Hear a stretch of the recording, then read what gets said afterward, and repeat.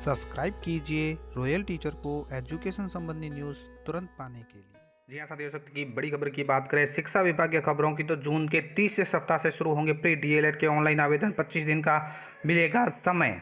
Nodal agency तय होने के बाद शिक्षा विभाग ने प्री डीएलएड परीक्षा की तैयारियां शुरू कर दी है। जून के तीसरे सप्ताह तक परीक्षा यानी प्री परीक्षा के लिए ऑनलाइन आवेदन की प्रक्रिया शुरू हो जाएगी। साथ ही रामस्वरूप जहांगीर पंजीयक शिक्षा विभाग की परीक्षाएं राजस्थान बीकानेर का कहना है कि प्री डीएलएड के लिए इस तरह के लिए परीक्षा की तैयारी शुरू कर दी है। परीक्षा अगस्त में करवाई जाएगी। ऑनलाइन आवेदन की प्रक्रिया इस महीने शुरू कर दी जाएगी। इसी तरह बात करें अपनी अगली और बड़ी खबर की, तो एमजी स्कूलों के टीचर्स लेंगे स्पोकन इंग्लिश की 4 सप्ताह की training. Mahatma Gandhi English medium स्कूलों में पढ़ाने वाले शिक्षकों को अब इंग्लिश बोलने की ट्रेनिंग दी जाएगी।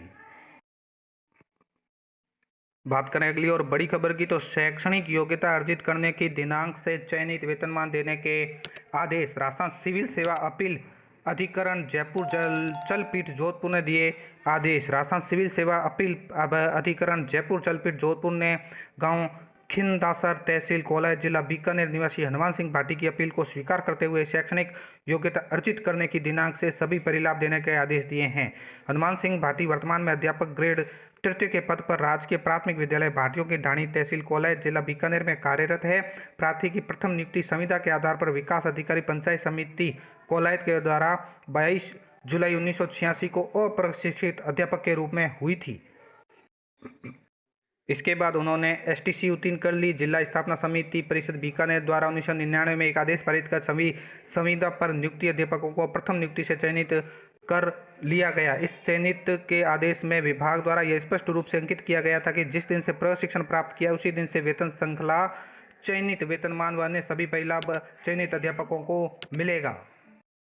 साथ ही इसके संबंध में दोषों प्रार्थी के अधिवक्ता के तर्क से सहमत होते हुए अधिकरण ने प्रार्थी की अपील को स्वीकार करते हुए प्राथमिक शिक्षा विभाग को यह आदेश प्रदान किया है कि प्रार्थी को प्रशिक्षण प्राप्त करने की दिनांक से यानी 1996 से सभी परिलाभ प्रदान करें, न कि आदेश पारित होने की दिनांक से। साथ ही आदेश की पालना 3 माह में करने का समय भी दिया गया है। इसी तरह बात करें तृतीय श्रेणी अध्यापकों के ट्रांसफर को लेकर, तो स्कूल खुलने से पहले थर्ड ग्रेड शिक्षकों का तबादले करने पर चल रहा है मंथन। शिक्षकों की 6D रोकने से मिले इसके संकेत। तृतीय श्रेणी अध्यापकों के तबादलों को लेकर गाइडलाइन जारी नहीं की गई है, लेकिन सरकार के स्तर पर तबादलों को लेकर मंथन अभी भी चल रहा है। शिक्षकों को 6D रोकने से इसके संकेत मिले हैं कि सरकार की मंशा है कि शीघ्र ही तृतीय श्रेणी शिक्षकों के स्थानांतरण कर दिए जाए। साथ ही सूत्रों के मुताबिक ग्रीष्म अवकाश के बाद स्कूल खुलने से पहले शिक्षकों के तबादले करने हैं। ऐसे में इसी महीने कभी भी तबादलों की प्रक्रिया शुरू की जा सकती है। यहाँ तक कि किस बिंदुओं की गाइडलाइन भी अंतिम रूप दिया जा चुका है। गौरतलब है कि तृतीय श्रेणी शिक्षकों के स्थानांतरण अंतिम बार 2018 में तत्कालीन भाजपा सरकार के समय किए गए थे। कांग्रेस की सरकार बनने के बाद करीब 2 साल पहले तत्कालीन शिक्षा मंत्री गोविंद सिंह डोटासरा ने तबादलों के लिए ऑनलाइन आवेदन भी मांगे, लेकिन फिर इसे टाल दिया गया। बी.डी. कल्ला ने शिक्षा मंत्री बनने के बाद फिर कवायद आगे बढ़ी और 6 महीने पहले तबादलों के लिए कैबिनेट में विचार किया, लेकिन एकमत नहीं होने से यह फिर भी आगे नहीं बढ़ पाए। मई बीता, अब जून में संभावना है, यानी शिक्षकों को ग्रीष्मावकाश के दौरान तृतीय श्रेणी शिक्षकों के स्थानांतरण की उम्मीद है। तबादलों के इंतजार में पूरा मई बीत गया है। अब शिक्षा निदेशालय ने 21 बिंदुओं को शामिल कर गाइडलाइन सरकार को भेजने के साथ ही अब फिर से तबादलों की चर्चा शुरू हो गई है और माना जा रहा है 15 जून के बाद कभी भी तबादले खोले जा सकते हैं। और इसमें तबादलों के लिए जो तैयार गाइडलाइन है उसमें दिव्यांग, गंभीर बीमार, विधवा, परित्यक्ता, एकल महिला, भूतपूर्व सैनिकों की पत्नी आदि को प्राथमिकता देने का प्रावधान भी शामिल है। पंचायती राज तथा प्राथमिक शिक्षा, माध्यमिक शिक्षा में शिक्षकों के जिला बदल और जिले में तबादलों के लिए सक्षम अधिकारी निर्धारित किए जा रहे हैं।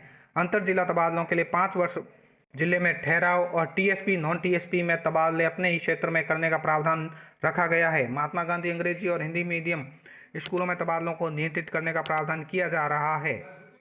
इसी तरह बात करें अगली बड़ी खबर की, तो लेक्चरर से वाइस प्रिंसिपल पद पर पदोन्नत दंपति को एक ही जिले में नियुक्ति से इनकार। लेक्चरर से वाइस प्रिंसिपल बनने पर पदोन्नत दंपतियों को एक ही जिले में नियुक्ति मामले में हाईकोर्ट से राहत नहीं मिल पाई है।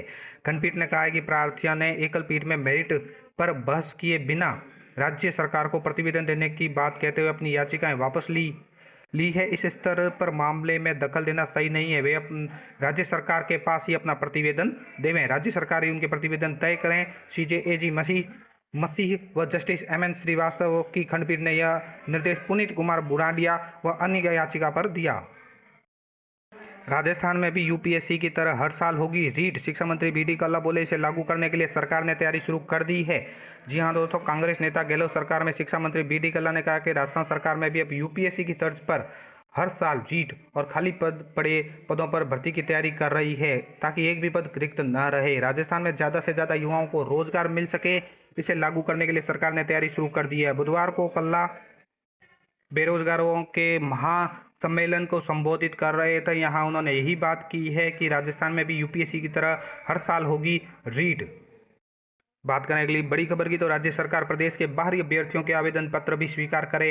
High court lab technician, assistant radiographer और ग्राम विकास अधिकारी भर्ती का मामला है। हाईकोर्ट ने लैब असिस्टेंट, असिस्टेंट रेडियोग्राफर भर्ती 2023 के मामले में राज्य सरकार को कहा है कि वो प्रदेश के बाहर मूल निवास करने वाले अभ्यर्थियों के आवेदन पत्र भी स्वीकार करे।